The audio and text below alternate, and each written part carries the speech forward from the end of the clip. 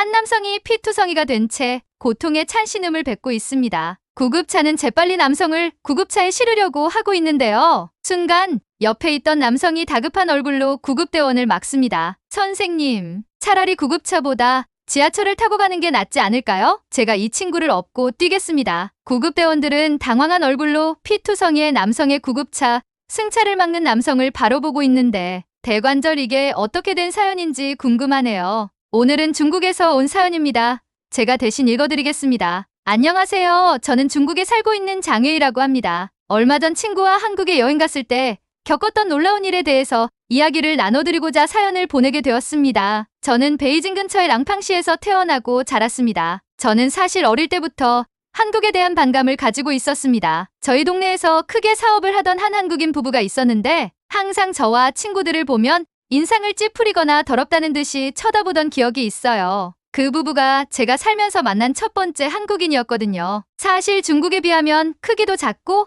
인구도 적은 나라인데 어쩌다가 잘 살게 된 나라가 중국인을 무시하는 것 같아서 기분이 나빴습니다. 그래서 저는 고등학교 때 사귄 여자친구가 한국 드라마를 보는 것을 말리다가 싸우기도 하고 친구들이 한국 식당에 가자고 하면 결사반대하기도 했죠. 그러던 제가 한국 여행을 온 건 순전히 친구놈의 부탁 때문이었습니다. 저에게는 같은 동네에서 자란 가족 같은 친구가 있는데요. 그 친구의 이름은 천샤오펑으로 아주 성실하고 반듯한 친구였죠. 저는 활발한 성격이지만 천샤오펑은 굉장히 내성적인 반면 성실하고 꾸준한 친구로 어릴 때부터 공부도 곧잘하고는 했습니다. 저는 천샤오펑을 정말 좋아했지만 천샤오펑과는 딱 하나 의견이 부딪히는 게 있었는데요. 그건 바로 한국에 관한 것이었습니다. 저는 한국을 너무나도 싫어했고 천샤오펑은 한국을 너무나도 좋아했습니다. 천샤오펑의 누나는 일자리를 찾아 고등학교를 졸업하자마자 칭다오로 가서 한국인이 운영하는 공장에 취직했는데요. 그 회사 사장님 부부가 누나를 너무 예뻐해서 대학교까지 보내주고 천샤오펑의 가족까지 칭다오로 초대해 여행을 시켜주고 했다는 게 아니겠어요. 저는 천샤오펑에게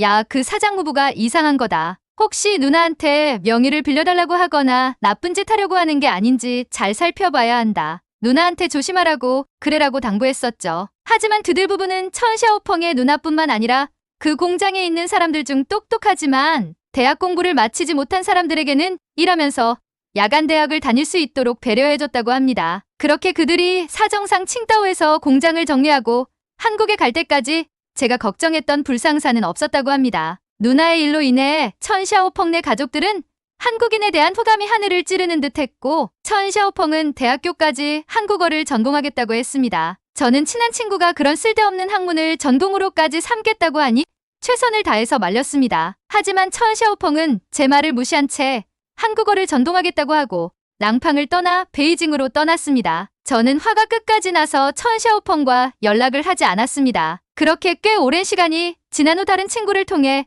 천샤오펑의 소식을 듣게 됐습니다. 천샤오펑은 본인이 그렇게 좋아하던 한국의 중국 대사관에서 일하고 있다고 하더라고요. 저는 어릴 적부터 친했던 천샤오펑과의 추억이 그리웠지만 이미 멀어진 사이고 괜히 연락을 취해 할 말도 없어서 그저 그렇게 천샤오펑의 소식을 듣고 넘겼습니다. 그러던 어느 날 한 친구로부터 연락이 왔습니다. 천샤오펑이 오랜만에 중국에 입국했고 고향을 찾아왔는데 친한 동네 친구들끼리 한번 만나자는 연락이었습니다. 저는 오랜만에 다른 친구들도 함께 볼 겸 그 자리에 나가기로 결심했습니다. 오랜만에 보는 천샤오펑은 완전 다른 사람이 돼 있었습니다. 누가 보면 중국인이 아닌 한국인처럼 보일 정도였죠. 저는 반가운 마음이 컸지만 또 한편으로는 중국인인 천샤오펑이 한국인처럼 하고 다니는 게 마음에 들지 않았습니다. 그래서 저는 천샤오펑에게 오랜만이다 하고는 말 한마디를 걸지 않았습니다. 다른 친구들도 저와 천샤오펑의 눈치를 보는 게 느껴질 정도였죠. 저는 어른답게 굴어야 한다고 생각했지만 제 행동은 어른스럽지 못했습니다. 그렇게 친구들과 이런저런 이야기를 하던 찰나 천샤오펑이 저에게 둘이서 담배를 한 대 피우러 가자고 이야기를 걸어왔습니다. 무시하고 싶었지만 다른 친구들의 시선도 있고 여기서 천샤오펑의 제안을 거절하면 분위기가 더 안 좋아질 것 같아서 마지못해 천샤오펑을 따라 나섰습니다. 천샤오펑은 저에게 웃으며 너에게 진작 연락을 하고 싶었는데 이런저런 핑계를 대면서 연락을 못했다며 미안하다고 이야기했습니다. 그리고 천샤오펑은 우리가 언제부터 친구로 지냈냐고 저에게 물어왔습니다. 저는 잠깐 고민하다가 3살 때 이후부터 이웃이었고 친구였으니 지금 28살이니 25년이지 하고 대답했습니다. 그러니까 천샤오펑은 빙긋 웃으며 20살부터 연락 안 했던 8년도 포함해주는 것이냐고 물었습니다. 저는 당황해서 버벅거리고 말았습니다. 그러자 천샤오펑은 웃으며 그래, 우리가 25년 된 사이인데 한국을 좋아하고 싫어하는 것 때문에 연락도 안 하고 인연을 끊는 건 아니지 않냐고 되물었습니다. 저는 할 말을 잃고 말았습니다. 천샤오펑은 저에게 네가 왜 한국을 싫어하는지 잘 알고 있다. 나 역시 그 한국인 사장 부부가 우리를 무시하는 시선을 함께 받지 않았냐며 웃었습니다. 그러고는 이번 해 휴가 때는 한국에 한번 놀러오라고 했습니다. 그러면서 제게 조금 더 넓은 세상을 보여주고 싶다고 이야기했죠. 저는 천샤오펑의 그 말에 순간 화가 났습니다. 랑팡시에서 자고 나라 여기서 일을 하고 있는 저인데 천샤오펑은 베이징에서 대학을 나오고 한국에 가서 대사관에서 일한다고 저를 무시하는 건가 싶기도 했습니다. 하지만 집에 가서 천샤오펑의 이야기를 다시 생각해보니 틀린 말이 없는 것 같았습니다. 결국 저는 여름 휴가 때 제가 그렇게도 싫어하고 증오하던 한국에 방문하기로 결심했습니다. 처음 한국에 방문했을 때는 생각보다 너무 깨끗하고 사람들이 친절하다는 생각을 했습니다. 제가 화물을 찾는 곳에서 헤매고 있자 너나 나나 할 것 없이 영어로 도움이 필요하냐고 물어왔습니다. 저는 공항의 한 직원의 안내에 따라 쉽게 화물을 찾아 입국할 수 있었습니다. 천샤오펑은 저를 마중하러 나왔는데요. 이미 한국에 산 지 꽤 오랜 시간이 지나서 그런지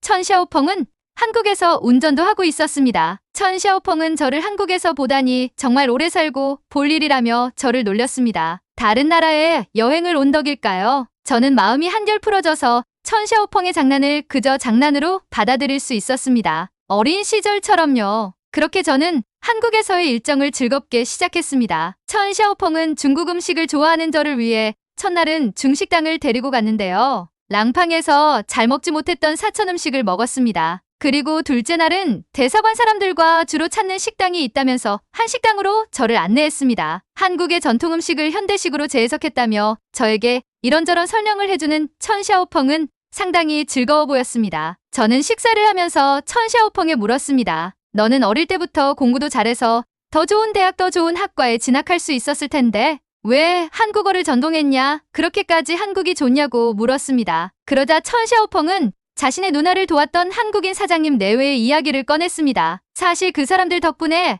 한국에 대한 관심이 생긴 건 맞는데 자신이 보기에는 한국이 더 강대국이 되고 중국어와 한국어를 할 수 있으면 자신의 커리어에 더 많은 길이 있을 거라고 생각했기 때문에 한국어를 선택했다고 이야기했습니다. 그리고 한국에 와서 지내다 보니 정말 믿을 수 없을 만큼 쾌적하고 행정 시스템이 너무 빠르다며 한국을 칭찬했습니다. 그리고 저의 눈치를 살짝 보더니 솔직하게 말해서 중국인들과는 다른 시민의식도 자기가 한국에 계속 살게 하는 원인이라고 말했습니다. 저는 그저 웃으며 그러냐 하고 말았습니다. 전에 천샤오펑이 말한 것처럼 제가 경험한 세계는 너무 좁기도 하고 제가 실제로 경험한 한국은 어릴 적에 만난 동네 한국인 부부 하나였는데 그것만으로 내가 한국을 너무 단편적으로 평가하고 있었던 건 아닐까 생각이 들었기 때문이었죠. 그렇게 천샤오펑과 이런저런 이야기를 하면서 마음속에 있던 이야기들을 꺼내놓으며 허심탄회하게 이야기를 하며 식사를 마쳤습니다. 술을 마시지 않았던 저희는 천샤오펑의 차로 마트로 이동해 한국 맥주와 간식들을 사서 천샤오펑의 집으로 돌아가기로 했습니다. 그렇게 한식당에서 출발해서 마트로 가던 길에 저희와 맞은편 차선에서 달리고 있던 차가 뭔가 차선을 밟았다가 돌아왔다가 하면서 위험하게 운전을 하고 있었습니다. 저희는 저 차 좀 위험한 거 아닌가 하는 생각을 하고 있었는데 그 차가 중앙선을 들이받고 저희 차로 돌진했습니다. 천샤오펑은 그 차를 피하기 위해서 핸들을 이리저리 꺾었고 차와 부딪히지는 않았지만 거리의 가로수에 차를 들이맞고 말았습니다. 강한 충격이 있었지만 에어백 때문인지 박은 위치의 차이인지 저는 정신을 잃지 않을 수 있었습니다. 하지만 천샤오펑은 머리를 다쳤는지 어디에서 피가 나는 건지는 모르겠지만 얼굴에 피가 묻어나고 있었습니다. 저는 너무 당황해서 어떻게 해야 하지 고민하고 있었습니다. 저는 일단 안전벨트를 풀고 반대편 좌석으로 가서 천샤오펑을 꺼내야겠다고 생각하고 있었습니다. 제가 안전벨트를 풀고 차에서 나서는 순간 요란한 사이렌 소리를 울리며 구급차가 도착했습니다. 그 구급차는 제가 천샤오펑을 꺼내는 걸 보더니 뭐라 하며 저를 저지했습니다. 저는 중국어로 외쳤습니다. 구급대원들은 순간 당황하는 것 같더니 저에게 영어로 간단하게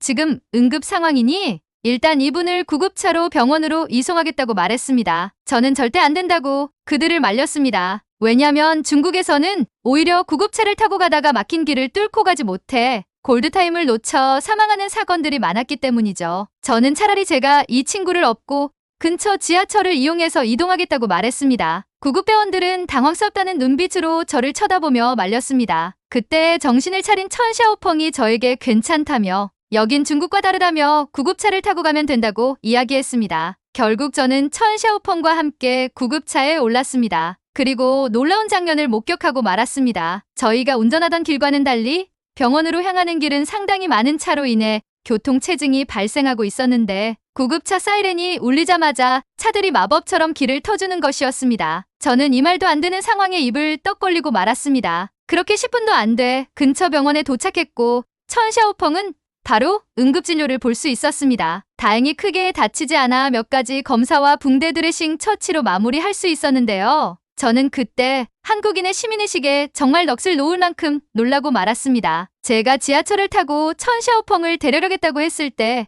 왜 그렇게 구급대원들이 놀란 모습으로 저를 바라봤는지 이제 이해가 됐습니다. 구급차를 타고 가면 사람들이 누구보다 빠르게 길을 비켜주니 당연히 구급차를 타고 이동하는 게 훨씬 빨랐던 것이죠. 천 샤오펑의 사고 이후로도 저희는 여기저기를 다니면서 한국을 여행했는데요. 저는 천 샤오펑에게 쉬어라고 그렇게 제안했지만 천 샤오펑은 언제 또 제가 한국에 올지 모르니 왔을 때 좋은 것들을 많이 보여주겠다며 저를 데리고 이곳저곳을 여행했습니다. 저는 이 여행을 계기로 한국에 대한 평가를 완전히 달리하게 됐습니다. 한국 사람들은 정말 친절하고 한국인들의 시민의식은 정말 너무 대단했습니다. 길거리에 함부로 쓰레기를 버리는 사람이 없고 운전할 때도 시끄럽게 크락션을 울리며 소리를 지르는 건 전혀 찾아볼 수도 없고 오히려 골목길에서 차를 운전할 때는 앞에 걷고 있는 사람들이 놀랄까봐 천천히 운전을 하는 모습에 이 사람들은 배려가 몸에 배어있구나 하는 걸 느꼈습니다. 어느덧 제가 중국에 돌아가는 날이 왔을 때 저는 천 샤오펑에게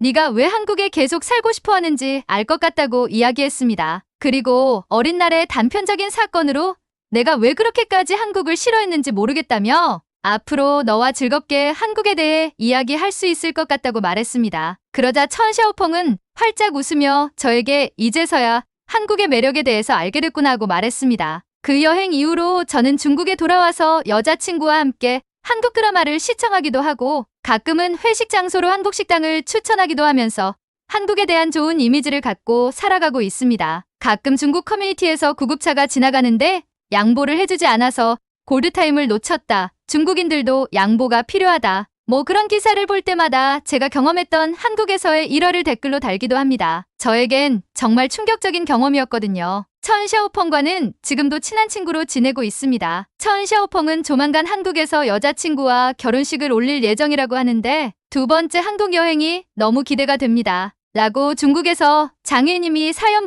보내주셨네요. 어린 시절에는 별거 아닌 이유로도 친구 사이가 틀어지기도 하죠. 하지만 저도 사연자님처럼 나쁜 외국인들을 만나면 그 나라에 대한 이미지가 나빠질 것 같습니다. 그렇기 때문에 저희가 외국에 나가면 저희 한 명 한 명이 한국의 얼굴이다 생각하고 좋은 이미지를 주기 위해 노력해야 하는 게 아닐까 싶습니다. 사연을 보내주신 장혜일 씨가 가진 한국에 대한 이미지가 바뀌었다니 정말 다행입니다. 장혜일 씨의 친구분 천 샤오펑님 결혼 대단히 축하합니다. 그리고 두 분 우정 계속 끈끈하게 이어가시길 바라겠습니다. 오늘의 사연이 마음에 드셨다면 좋아요와 구독, 그리고 소중한 사람에게 공유해주셔서 마음 따뜻한 이야기 함께 나누시길 바라겠습니다. 영상 끝까지 시청해주셔서 대단히 감사합니다. 더욱 따뜻하고 감동적인 사연으로 찾아뵙겠습니다.